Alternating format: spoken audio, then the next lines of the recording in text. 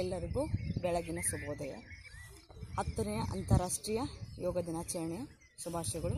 ಇವತ್ತು ನಾನು ಪ್ರೋಟೋಕಾಲ್ ಪ್ರಕಾರ ಯೋಗದ ಒಂದು 45 ನಿಮಿಷದ ಯೋಗವನ್ನು ಮಾಡ್ತಾಯಿದ್ದೀನಿ. ತಾವು ಕೂಡ ಈ ಯೋಗವನ್ನು ಮಾಡ್ಬೋದು ಅಂತ.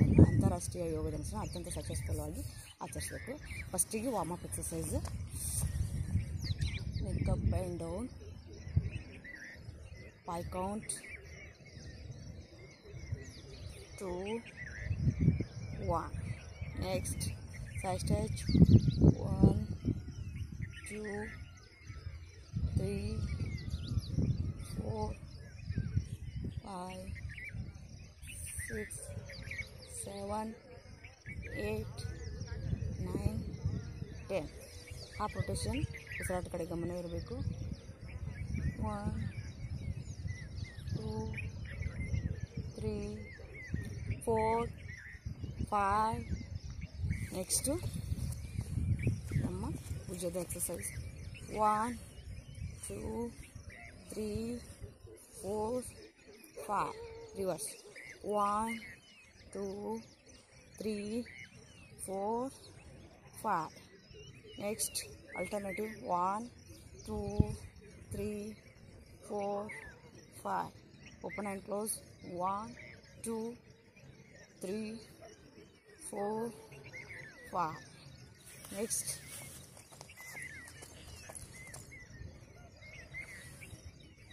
One, 2, 3, 4, 5. 1, 2, 3, 4, 5. Next, bending. 1, 2, 3,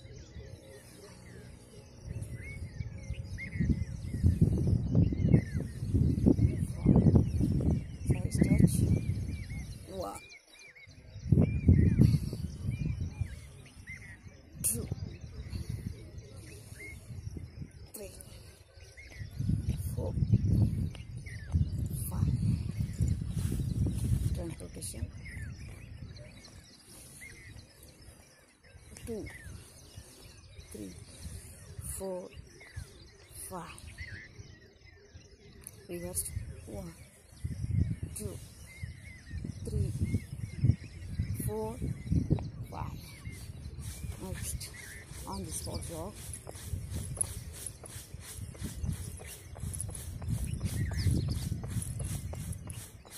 Speed.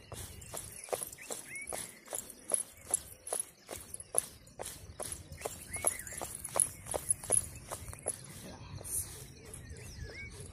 On your toes, on your heel. On your toes, on your heel.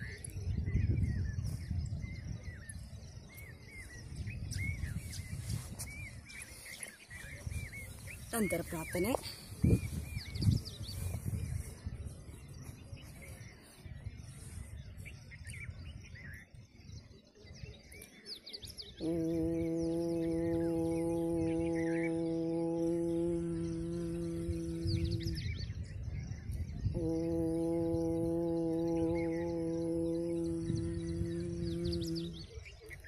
ಒಂದು ಸಲ ದೀರ್ಘವಾದ ಓಂಕಾರ ಮಂತ್ರ ಹೇಳಬೇಕಾಗತ್ತೆ.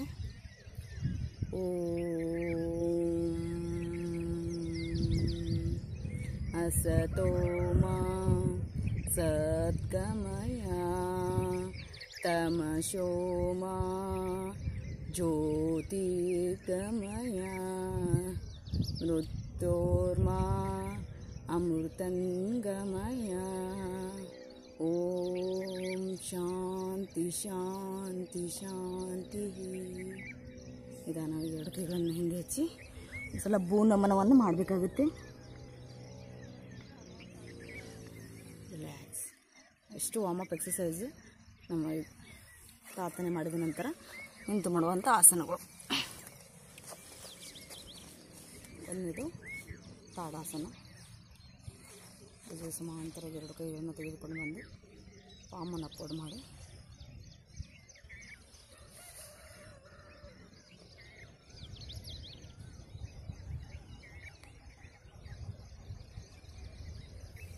ಹೋಲ್ಡ್ ಮಾಡಿ 5 ಕೌಂಟ್ ಆಗೋವರೆಗೆ ಹೋಲ್ಡ್ ಮಾಡ್ಬೋದು. ನಿಧಾನವಾಗಿ ಕೈಗಳನ್ನು 1 ಸೆಕೆಂಡ್.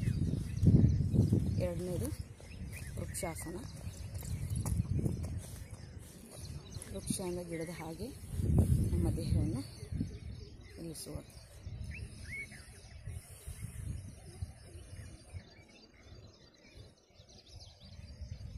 ದೃಷ್ಟಿ ನೇರವಾಗಿರಬೇಕು. ಇದಕ್ಕೆ ನಾವು ಬ್ಯಾಲೆನ್ಸ್ ಆಸನ ಅಂತ ಕೂಡ ಕರಿತೀವಿ.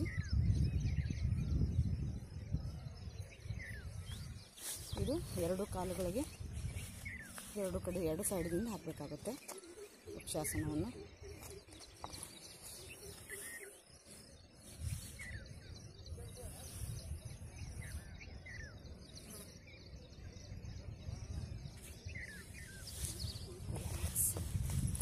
ಒಂದನೇದು ಕಟಿ ಚಕ್ರಾಸನ. ನಾವು ನಿಂತಲ್ಲೇ ಒಂದೆರಡು ಕೈಗಳನ್ನು ಕನಲ್ ಕಾಡಿಗೆ ತೆಗೆದುಕೊಂಡು ಹೋಗಿ ಮ್ಯಾಕ್ಸಿಮಮ್ ಎಷ್ಟಾಗುತ್ತೆ ಅಷ್ಟು ಬಗ್ಬೋದು. ಅದಕ್ಕೆ ನಾವು ಚಕ್ರಾಸನ ಅಂತ ಕರಿತೀವಿ. Standing chakrasana.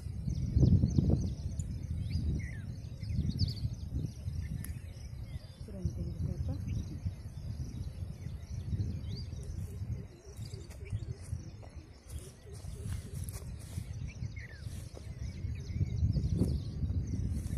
Next Trikonasana.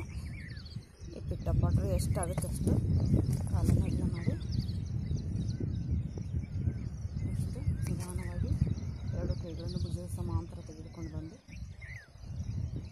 Vamana pod ಮಾಡಿ ನಮ್ಮ ಎಡಗಾಲನ್ನು 90 ಡಿಗ್ರಿ ಮಾಡಿ ಬಲಗೈಯನ್ನು ಎಡಗಾಲಿಗೆ ತಂದು ಹಚ್ಚುವುದು. ನಮ್ಮ ದೃಷ್ಟಿ ನಮ್ಮ ಕೈ ಕಡೆ ಇರಬೇಕು. ಇದಕ್ಕೆ ತ್ರಿಕೋನಾಸನ ಅಂದರೆ ನಮ್ಮ ದೇಹವು ತ್ರಿಕೋನಿಗೆ ಹೋಲುತ್ತೆ. ಎಷ್ಟು ಕೋನಗಳಂತ ಕೂಡ ಲೆಕ್ಕ ಹಾಕ್ಬೋದು. ನಿಧಾನವಾಗಿ ಉಸಿರನ್ನು ತೆಗೆದುಕೊಳ್ಳುತ್ತೆ. ಈ ಕಡೆ ರೈಟ್ ಸೈಡ್ ಹಾಕ್ಬೋದು.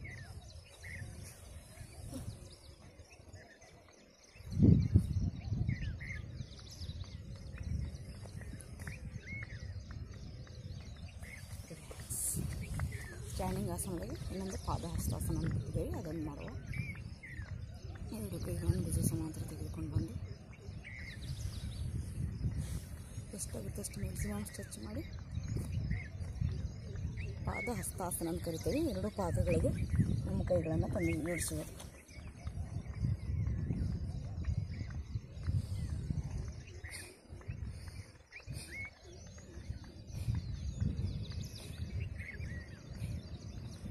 ಪಾದಹಸ್ತಾಸನ. ನಿಧಾನ ಉಸಿರನ್ನು ತೆಗೆದುಕೊಳ್ತಾ 2 ಕೈಗಳ ಭುಜ ಸಮಾಂತರ ತೆಗೆದುಕೊಂಡು ಬಂದು ಪಾಮನ್ನು ಡೌನ್ಲೋಡ್ ಮಾಡಿ 2 ಕೈಗಳನ್ನು ಬಿಡುವುದು. ನಂತರ ಈಗ ಸ್ಟ್ಯಾಂಡಿಂಗ್ ಆಸನ, ನಂತರ ಕುಳಿತು ಮಾಡುವ ಆಸನಗಳು. ಕುಳಿತು ಮಾಡುವ ಆಸನಗಳು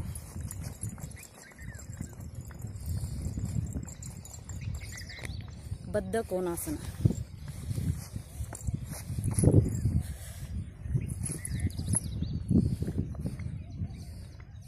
ಎರಡು ಕಾಲುಗಳನ್ನು ತೆಗೆದುಕೊಂಡು ಮ್ಯಾಕ್ಸಿಮಮ್ ಆಗಿ ಒತ್ತಿಕೊಂಡು 2 ಕೈಗಳಿಂದ ಅದನ್ನು ಫ್ರೆಶ್ ಮಾಡಿ ಕಾಲುಗಳು ಹಚ್ಚೋಕ್ಕೆ ಟ್ರೈ ಮಾಡಬೇಕು. ಇದಕ್ಕೆ ನಾವು ಬದ್ಧ ಕೋನಾಸನ ಅಂತ ಕರಿತೇವೆ. ಇದು ಅತ್ಯಂತ ಉಪಯುಕ್ತವಾದ ಆಸನ ಕೂಡ ಅಂತ ಕರಿಬಹುದು. ಅದು ಅದರ ವಿಶೇಷವಾಗಿ ಮಹಿಳೆಯರಿಗೆ ಅತ್ಯಂತ ಉಪಯುಕ್ತವಾದ ಆಸನ ಅಂತ ಕರಿಬಹುದು. ಸಹಜವಾದ ಸ್ಥಿತಿಯಲ್ಲಿ ಎಷ್ಟಾಗುತ್ತೆ ಅಷ್ಟು ಹೋಲ್ಡ್ ಮಾಡಿ ನೆಕ್ಸ್ಟ್ ನಿಧಾನವಾಗಿ ಮರಳಿಸ್ತೀವಿ.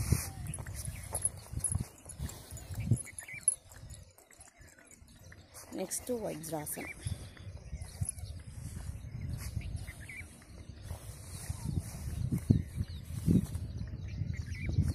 ಇದು ಅತ್ಯಂತ ಉಪಯುಕ್ತವಾದ ಆಸನ ಮತ್ತು ಜ್ಞಾನಾಸನ ಅಂತ ಕರಿತೀವಿ. ನಾವು ಇದರ ಮೇಲೆ ಕುಳಿತುಕೊಂಡು ಮಕ್ಕಳು ಓದಿದ್ರೆ ಅಂದರೆ ಜಾಸ್ತಿ ಜ್ಞಾಪಕ ಶಕ್ತಿಯನ್ನು ಕೂಡ ಹೆಚ್ಚಿಸ್ತದೆ. ಇದನ್ನು ನಾವು ಮೆಡಿಟೇಷನ್ ಮಾಡುವಾಗ ಅಥವಾ ಜ್ಞಾನ ಮಾಡುವಾಗ ಇದನ್ನು ಆಸನದಲ್ಲಿ ಕುಳಿತು ಮಾಡಬಹುದು. ಎಷ್ಟೊತ್ತಾದರೂ ಕುಂದಿರ್ಬೋದು.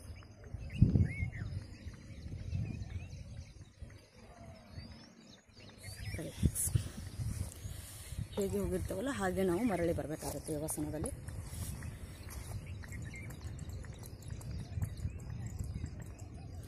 ನೆಕ್ಸ್ಟ್ ಶಶಂಕಾಸನ.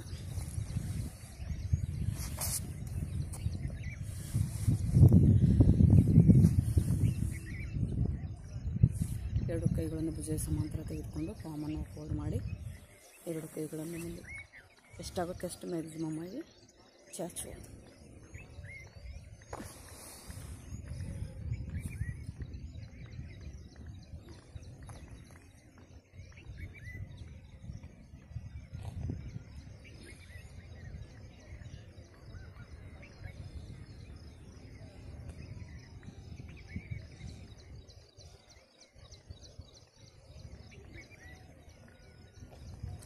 ಮರಳಿ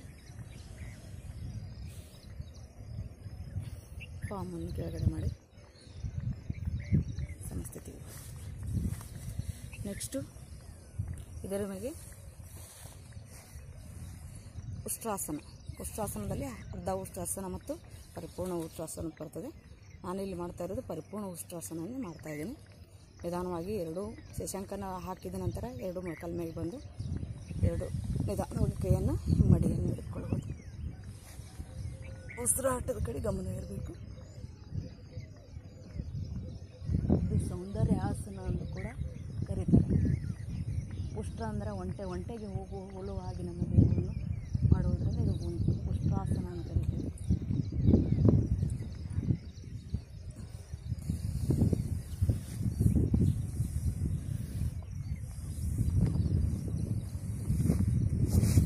ನೆಕ್ಸ್ಟ್ ವಕ್ರಾಸನ.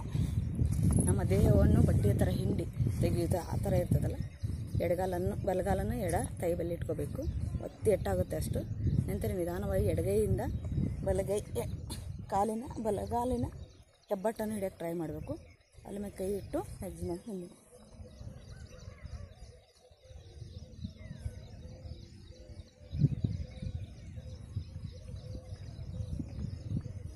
ಒಂಥರ ನಿಧಾನವಾಗಿ ಬಿಡಬೇಕು. ಮತ್ತು ಲೆಫ್ಟ್ ಲೆಗ್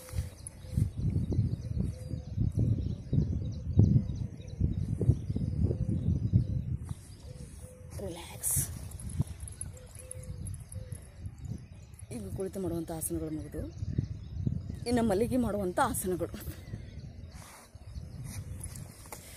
ಚಿಕ್ಕ ಮಲ್ಲಿಗೆ ಮಾಡುವಂಥ ಆಸನಗಳು. ಮಕರಾಸನ.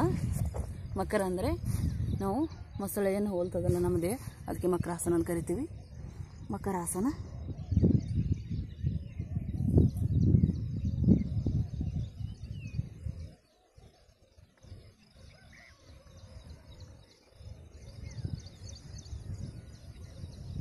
ಇದು ವಿಶ್ರಾಂತಿ ಆಸನ ಅಂತ ಕೂಡ ಕರಿತೀವಿ. ಪರಿಪೂರ್ಣವಾಗಿ ದೇಹ ಭೂಮಿ ಮೇಲೆ ಇರ್ತದೆ, 2 ಕೈಗಳ ಮೇಲೆ ನಮ್ಮ ತಲೆ ಇರುತ್ತದೆ. ಇದು ವಿಶ್ರಾಂತಿ ಆಸನ ಅಥವಾ ರಿಲ್ಯಾಕ್ಸ್ ಆಸನ ಅಂತ ಕೂಡ ಕರಿತೀವಿ. ಅತ್ಯಂತ ಉಪಯುಕ್ತವಾದ ಆಸನ ಇದು. ಸಮಸ್ಥಿತಿ. ನೆಕ್ಸ್ಟು ಭುಜಂಗಾಸನ. ಭುಜಂಗ ಅಂದರೆ ನಾವು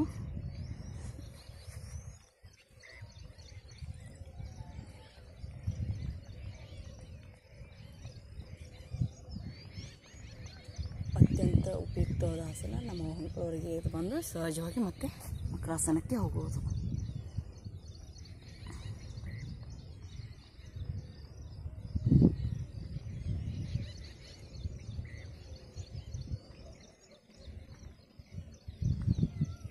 ನೆಕ್ಸ್ಟು ಸೆಲ್ಬಾಸನ.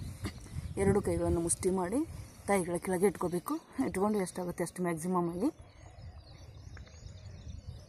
ಎತ್ತಬೇಕು.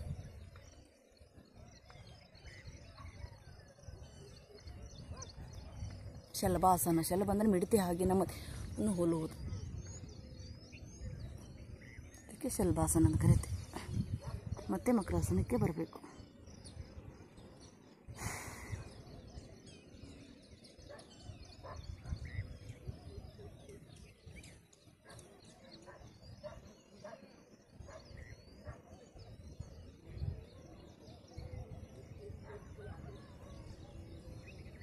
ಧನುರಾಸನ. ಇದು ಮಕ್ಕಳ ಅತಿಯಾಗಿ ಬೆಂಡ್ ಮಾಡುವಂಥ ವಿದ್ಯಾರ್ಥಿಗಳಿಗೆ ಇದನ್ನು ಮಾಡಿಸ್ಬೋದು. ನಮ್ಮ ದೇಹವನ್ನು 2 ಕೈಗಳನ್ನು ಹಿಡಿದು ಬಿಲ್ಲು ಧನುರಾಸನ ಅಂದರೆ ಬಿಲ್ಲಿನ ತರಹ ನಮ್ಮ ದೇಹವನ್ನು ಹೋಲ್ತಿದ್ರೆ ಅದು ಧನುರಾಸನ ಅಂತ ಕರಿತೀವಿ.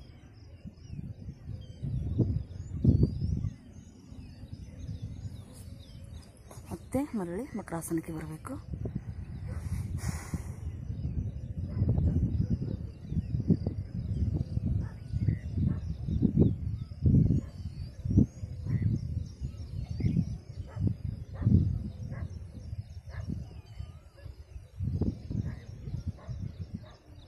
ಇನ್ನು ಡಬ್ಬ ಮಲಿಗೆ ಮಾಡುವಂಥ ಆಸನಗಳು.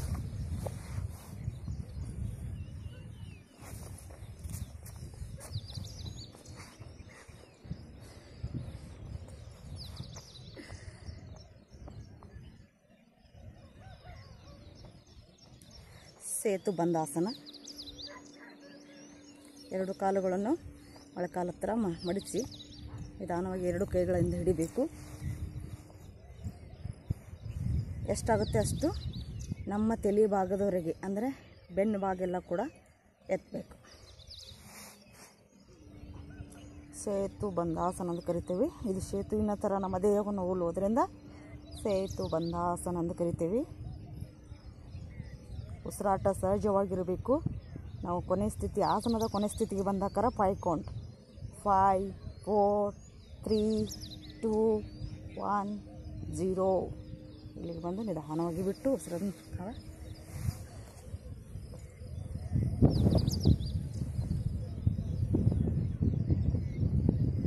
ಹಾಲಾಸನ ಮಾಡಬೇಕಾದ್ರೆ ಪರಿಪೂರ್ಣ ಹಾಲಾಸನ ಮಾಡೋಕ್ಕಿಂತ ಮುಂಚೆ ನಾವು ಆಸನಗಳನ್ನು ಹಾಕಬೇಕಾಗತ್ತೆ. 30 ಡಿಗ್ರಿ, 60 ಡಿಗ್ರಿ, 90 ಡಿಗ್ರಿ.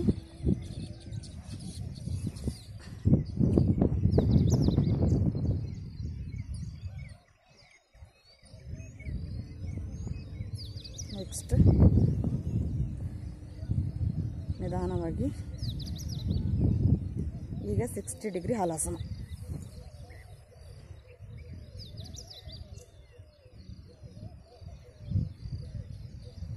ಇಲ್ಲಿ 5 4 3 2 1 0 ನಿಧಾನವಾಗಿ ಬಿಡಬೇಕು. ನಂತರ 90 ಡಿಗ್ರಿ ಹಾಲಾಸನ.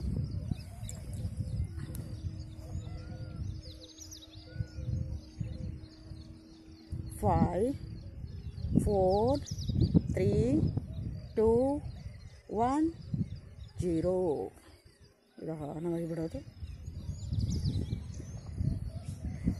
ನಂತರ ಎಷ್ಟಾಗುತ್ತೆ ಅಷ್ಟು ಪರಿಪೂರ್ಣ ಹಾಲಾಸನ ಕೂಡ ಇಲ್ಲಿ ನಾವು ಮಾಡಬೇಕಾಗತ್ತೆ.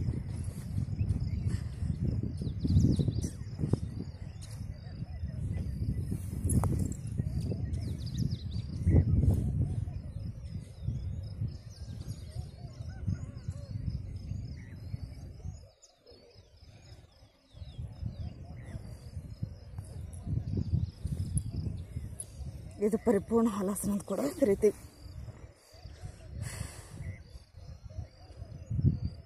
ಹಾಲಾಸನ ಮಾಡೋಕ್ಕಿಂತ ಪೂರ್ವ ತಯಾರಿಯಾಗಿ 30 ಡಿಗ್ರಿ 60 ಡಿಗ್ರಿ 90 ಡಿಗ್ರಿ ನೆಕ್ಸ್ಟ್ ಪರಿಪೂರ್ಣ ಹಾಲಾಸನ ಮಾಡೋದು. ಹಾಲಾಸನ ಅಂದರೆ ನೇಗಿಲಿ ಹೋಗಲು ಹಾಗೆ ನಮ್ಮ ದೇಹವನ್ನು ಹೋಲುವುದರಿಂದ ಅದಕ್ಕೆ ನಾವು ಹಾಲಾಸನ ಅಂತ ಕರಿತೀವಿ. ನೆಕ್ಸ್ಟು ಸರ್ವಾಂಗಾಸನ. ಆಸನಗಳ ರಾಜ್ಯ ಸರ್ವಾಂಗಾಸನ. ಡಿಫಿಕಲ್ಟ್ ಆಸನ ಆದರೂ ಕೂಡ ಇದು ಅತ್ಯಂತ ಉಪಯುಕ್ತ. ಥೈರಾಯ್ಡ್ ಗ್ರಂಥಿಗೆ ಸಂಬಂಧಪಟ್ಟ ಆಸನ ಆಗಿರ್ತದೆ. ಈ ಆಸನವನ್ನು ಹಾಕಲೇಬೇಕು. ಆಸನಗಳ ರಾಜ್ಯ ಮಾಡಲಿಲ್ಲ ಅಂದ್ರೆ ಸರಿಯಾಗಲ್ಲ. ನಿಧಾನವಾಗಿ ಬಂದು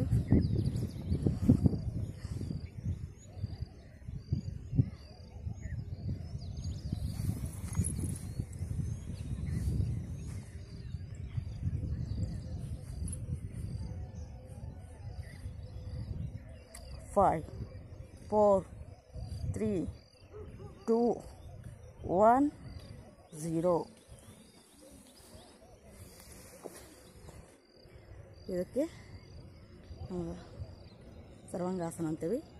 ನೆಕ್ಸ್ಟು ಪವನ ಮುಕ್ತಾಸನ.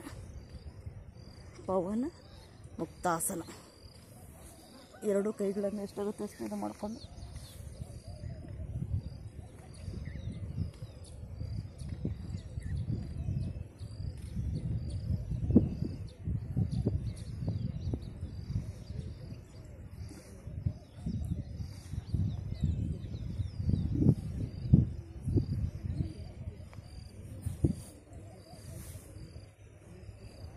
ಪವನ ಮುಖ್ಯನಾದ ನಂತರ ಇಷ್ಟು ಆಸನಗಳು ಇವು ನಮ್ಮ ಆಯುಷ್ ಇಲಾಖೆಯಿಂದ ಮಾಡಿರುವಂಥ ಪ್ರೋಟೋಕಾಲ್. ನಂತರ ಶವಾಸನ 5 ಮಿನಿಟ್ಸು ಆಸನಗಳು ಮಾಡಿದ ನಂತರ ಶವಾಸನ ಹಾಕಬೇಕಾಗತ್ತೆ. 5 ಮಿನಿಟು ದೇಹವನ್ನು ಸಮಾಧಿಯ ಸ್ಥಿತಿಯಲ್ಲಿ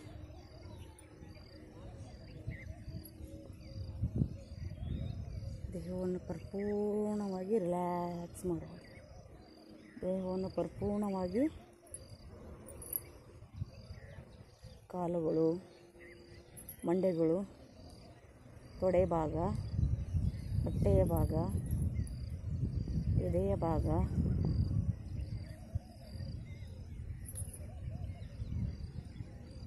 ಮುಂಡೆಯ ಭಾಗ, ಕೈಗಳ ಭಾಗ ಪ್ರತಿಯೊಂದು ಕೂಡ ರಿಲ್ಯಾಕ್ಸ್ ಮಾಡೋದು.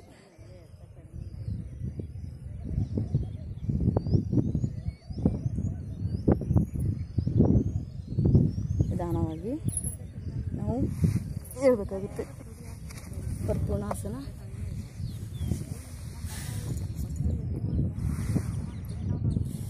ಸುಖಾಸನ ಕೊಟ್ಟು ಪ್ರಾಣಾಯಾಮ ನಿಧಾನವಾಗಿ ಕೂತ್ಕೊಂಡು ಪ್ರಾಣಾಯಾಮವನ್ನು ಮಾಡಬೇಕು.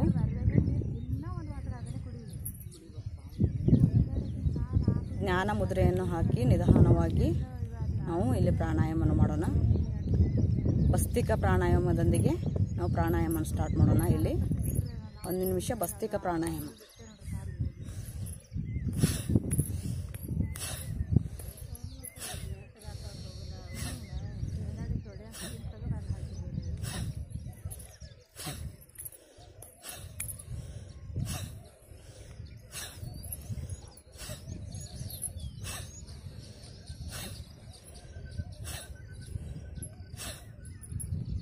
ಒಂದು ನಿಮಿಷದವರೆಗೆ ಭಸ್ತಿಕ ಪ್ರಾಣಾಯಾಮ ಮಾಡಿ ನಿಧಾನವಾಗಿ ನಾವು ಚಿನ್ಮುದ್ರೆಯನ್ನು ಹಾಕಿಕೊಳ್ತಕ್ಕಂಥದ್ದು ಪರಿಪೂರ್ಣವಾಗಿ ಶ್ವಾಸಕೋಶ ಆ್ಯಕ್ಟಿವ್ ಆಗುತ್ತೆ.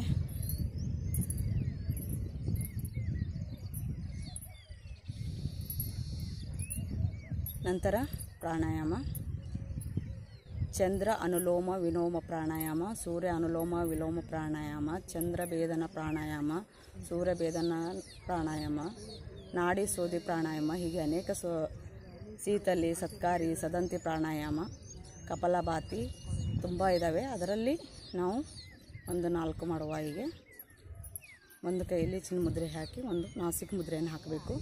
ಸ್ಟ್ರೇಟಾಗಿ ಕುತ್ಕೋಬೇಕು. ನಿಮಗೆ ಕಂಫರ್ಟ್ ಆಗಿರುವಂಥ ವಜ್ರಾಸನ, ಸುಖಾಸನ, ಸಿದ್ಧಾಸನ ಯಾವ ಆಸನದಲ್ಲಿ ಕುತ್ಕೋಬೋದು. ನಿಧಾನವಾಗಿ ಬಲ ಹೊಳೆಯನ್ನು ಮುಚ್ಚಿ ಎಡ ಹೊಳೆಯಿಂದ ದೀರ್ಘವಾಗಿ ಉಸಿರನ್ನು ತೆಗೆದುಕೊಳ್ಬೇಕು. ಚಂದ್ರ ಅನುಲೋಮ ವಿಲೋಮ ಪ್ರಾಣಾಯಾಮ.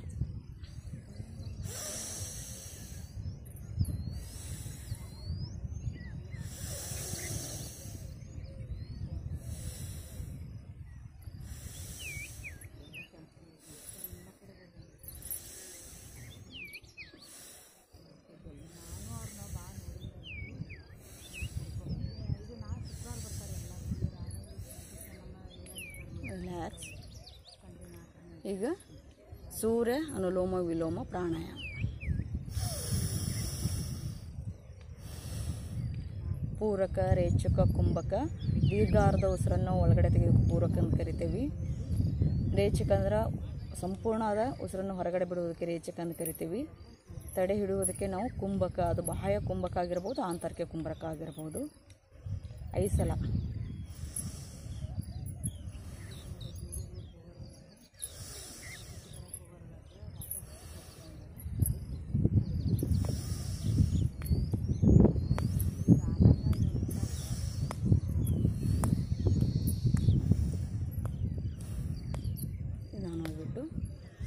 ನಾಡಿ ಸೋದಿ ಪ್ರಾಣಾಯಾಮ, ಪೂರಕ, ರೇಚಕ, ಕುಂಭಕವನ್ನು ಅನುಲೋಮ ವಿಲೋಮ ಪ್ರಾಣಾಯಾಮ ಅಂತಂದರೆ ಬಡ ಹೊಳೆಯಿಂದ ತೆಗೆದುಕೊಂಡು ಎಡ ಹೊಳೆಯಿಂದ ಬಿಡೋದು, ಎಡ ಹೊಳೆಯಿಂದ ತೆಗೆದುಕೊಂಡು ಬಲ ಹೊಳೆಯಿಂದ ಬಿಡೋದಕ್ಕೆ ನಾವು ಇದು ನಾಡಿ ಸೋದ ಅಂತ ಕರಿತೇವೆ. ಪ್ರಾಣಾಯಾಮದಲ್ಲಿ 5 ಸಲ ಮಾಡೋಣಂತೆ.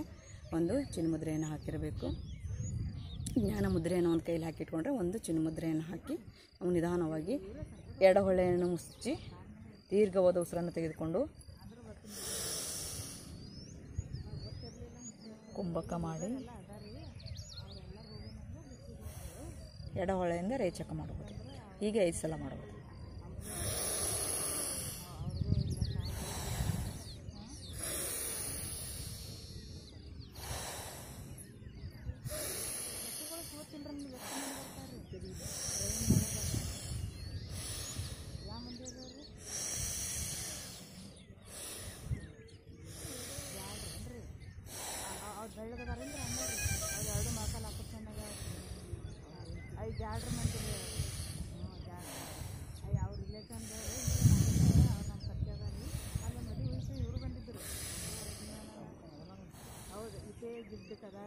ಹೀಗೆ ಪ್ರಾಣಾಯಾಮವನ್ನು ಮಾಡಿ ನಾವು ಧ್ಯಾನವನ್ನು ಮಾಡಬೇಕಾಗುತ್ತೆ. ಜ್ಞಾನವನ್ನು ನಾವು ನಮಗೆ ಆರಾಧ್ಯ ದೇವರಾದ 2 ಹುಬ್ಬುಗಳ ಮಧ್ಯೆ ನಮ್ಮ ಅವಧಾನವನ್ನು ಕೇಂದ್ರೀಕರಿಸಬೇಕು. ಒಂದು ಹಾಡ, ಪ್ರಾರ್ಥನೆ, ನಿಮಗೆ ಇಷ್ಟವಾದ ಮಂತ್ರ ಅಂತಿದ್ದರೆ ನಿಮಗೆ ಇಷ್ಟವಾದ ಒಂದು ಹೂವು ತೋಟ, ಗಾರ್ಡನು, ಆಕಾಶದ ನಕ್ಷಪುಂಜ ಅದು ಮಾತ್ರ ನಿಮ್ಮ ಮನಸ್ಸಿನಲ್ಲಿ ಗಮನದಲ್ಲಿರಬೇಕು. ಯಾವುದೇ ವಿಷಯಗಳು ನಿಮ್ಮ ಮನೋಭಾವದಲ್ಲಿ ಅಥವಾ ತಲೆಯಲ್ಲಿ ಬರಬಾರದು. ನಿಮ್ಮ ಅವಧಾನವನ್ನು 2 ಹುಬ್ಬುಗಳ ಮಧ್ಯೆ ನಿಧಾನವಾಗಿ ಕೇಂದ್ರೀಕರಿಸುತ್ತಾ 2 ಕೈಗಳು ಚಿನ್ಮುದ್ರೆಯನ್ನು ಹಾಕಿಕೊಳ್ತಿರಬೇಕು. ಜ್ಞಾನ ಮುದ್ರೆಯನ್ನು ಹಾಕಿಕೊಳ್ತಿರಬೇಕು.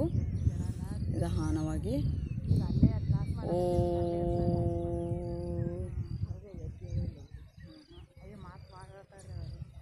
ಓ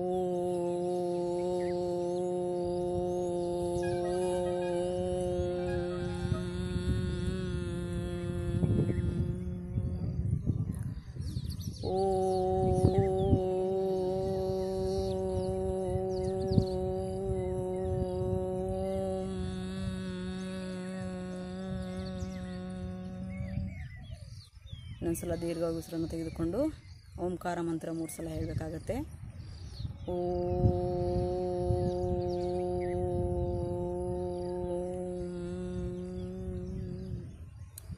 ಯೋಗೇನ ಚಿತ್ತಸ್ಯ ಪದೇನ ವಾಚಾ ಮಲಂ ಶರೀರಚ್ಚ ಚ ವೈದಿಕೇನ ಯೋಪಾಕರೋತುಂ ಪ್ರವರಮುನೀನಾಂ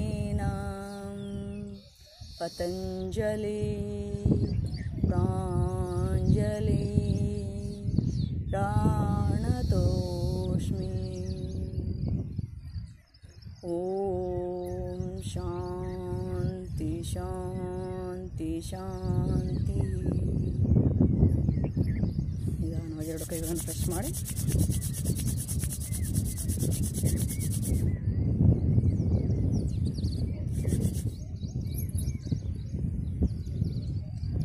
ನಮ್ಮ ಅದೃಷ್ಟ ಇನ್ನೊಂದು ಸಲ ಎಲ್ಲರಿಗೆ ಹತ್ತನೇ ಅಂತಾರಾಷ್ಟ್ರೀಯ ಯೋಗ ದಿನಾಚರಣೆ ಶುಭಾಶಯಗಳನ್ನು ಹೇಳುತ್ತಾ, ನಮ್ಮ ಅದೃಷ್ಟ ಈ ವರ್ಷ ನಮ್ಮ ಅದೃಷ್ಟ ನಮ್ಮೆಲ್ಲ ಕೈಯಲ್ಲಿದೆ ಅಂತಂದಾಗ ನಮ್ಮ ಕೈಯಲ್ಲಿರುವ ರೇಖೆಗಳನ್ನು ನೋಡ್ಕೋತಾ ನಾವು ನಿಧಾನವಾಗಿ ಕಣ್ಣುಗಳನ್ನು ಬಿಡೋಣ. ಓಂ ಕರಾಗ್ರೆ ವಸತೆ ಕರಮಧ್ಯೆ ಸರಸ್ವತಿ ಕರಮೂಲೆ ಸ್ಥಿತಗೌರಿ ಕರದರ್ಶನಂ.